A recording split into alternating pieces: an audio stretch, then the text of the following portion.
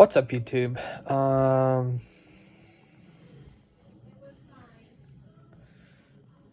If you have any tips, tricks, pointers for growing a YouTube channel, please put them in the comment section below. I'm still open for YouTube names. I will collect them and I will write them all down, narrow it down to one, or I will put it in a poll. I haven't decided yet.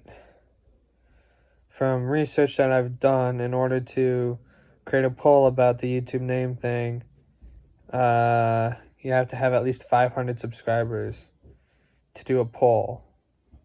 So yeah, unfortunately,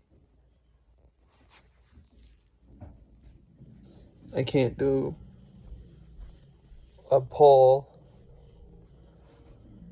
but I will definitely take in all your helpful considerations.